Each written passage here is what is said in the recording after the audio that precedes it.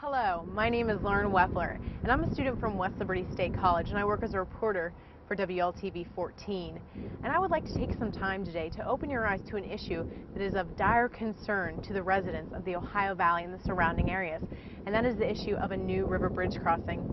The Ohio River Bridge Task Force is devoted to finding a solution to this issue, and I took some time out with some local experts in the area to get their advice for a new river bridge.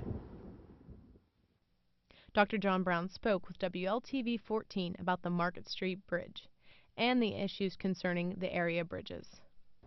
This is a 1903 bridge, over 100 years old, owned by the West Virginia Department of Transportation. It's probably a good starting point to talk about what's going on in bridge work in Brooke, Hancock, and Jefferson County.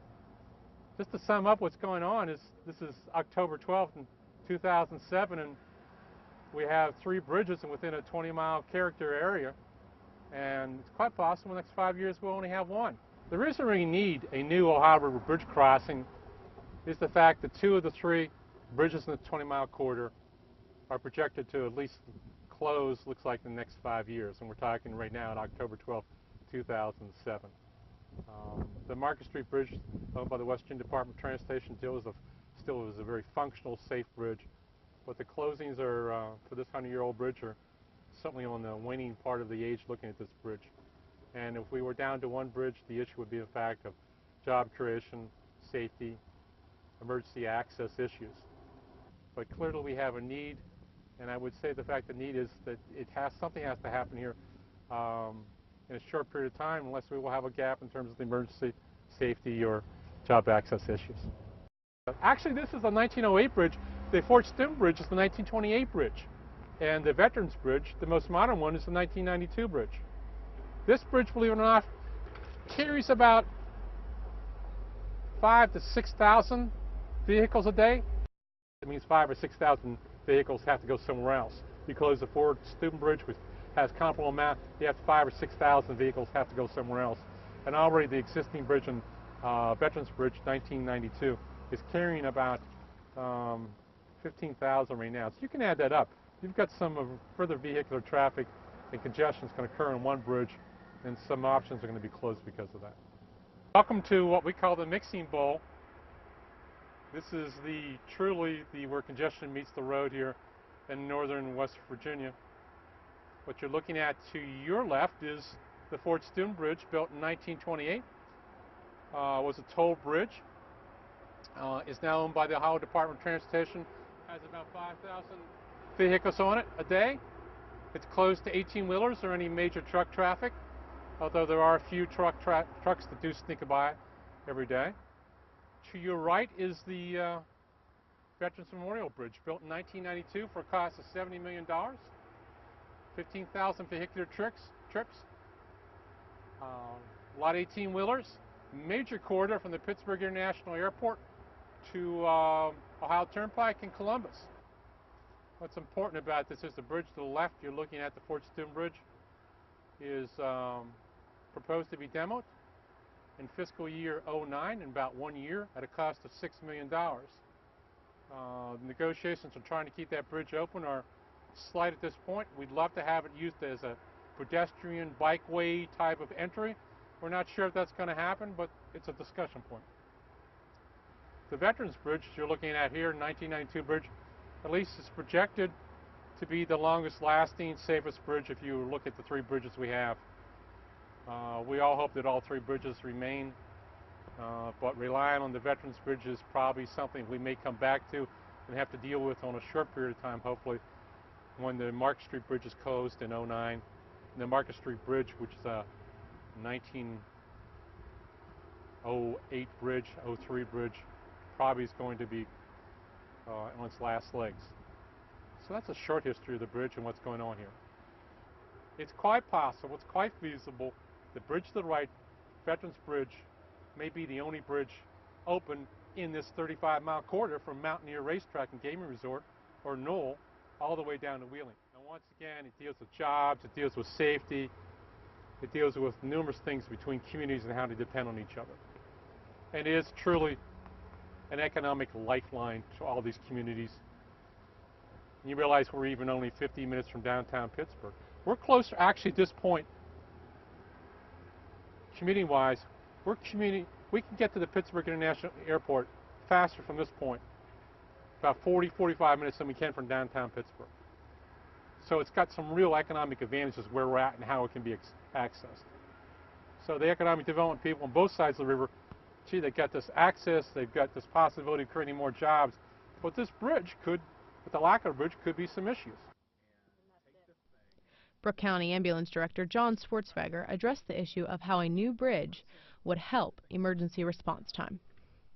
Well, having a new bridge located in between what structures are built now is very important for several reasons.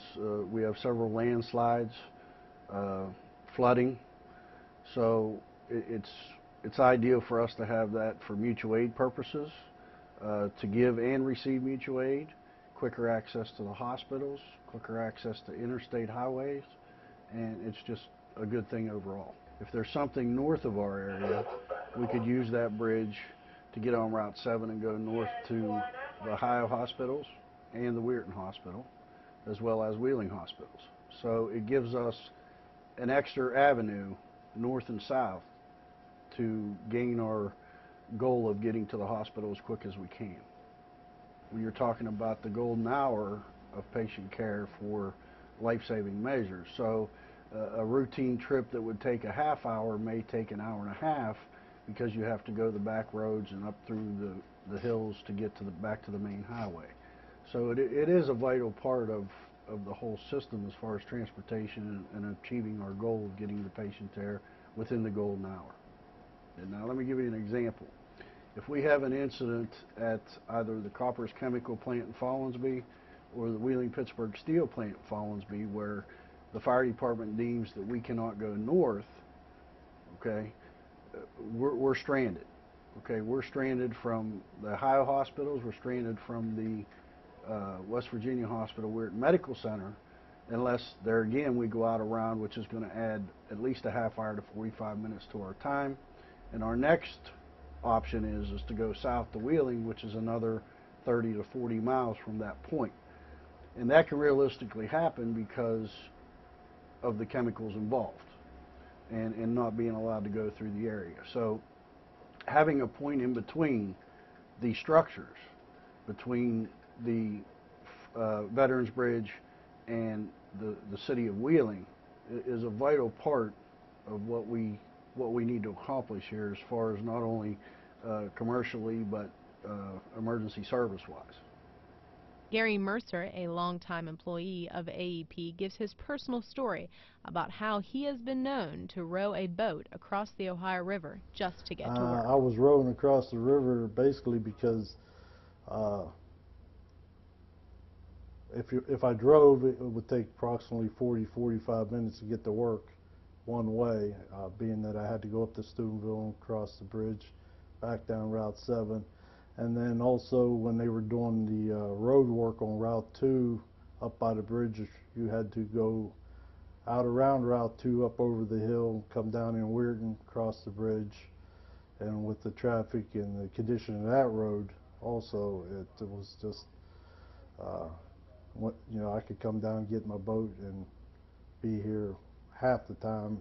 And also the mileage that I saved on my vehicle, and when gas prices went over $3 a gallon, you know, it got rather expensive for that reason too. You go to, you get to St. Clairsville a lot easier. Business could come to West Virginia. I mean, we all need businesses in West Virginia. Just the commute for emergency services, you know, if we'd have a disaster and one end or the other, Route 2 would get blocked off, you know, we could have another route across the river. And also with the conditions of the bridges in Steubenville, it doesn't look like a couple of those will be around very much longer. And driving to Wheeling just to get across the river, you know, is just something that we've lived with entirely too long, and, you know, just need another access across the Ohio River other than a rowboat. A lot of people that would be affected if we had a bridge. There's several other people that have used to row a boat or even had motors on their boat here, but that's kind of went away here lately. You know, the danger situation is not it's feasible as far as saving mileage and gas money, but as far as the danger, it's, you know, it's pretty high up there. AEP plant manager Douglas Sheeran feels that a new bridge crossing would not only create more jobs and aid emergency access, but also share the strengths of Ohio and West Virginia. I think some of the key advantages of a new bridge in the area of Cardinal Plant would help better share all the strengths between Ohio and West Virginia. And a couple of the quick examples would be that now that we're installing the scrubbers on our units, we're going to be able to burn more local high sulfur coal. So not only could we get that coal from Ohio, we could also get that coal from West Virginia.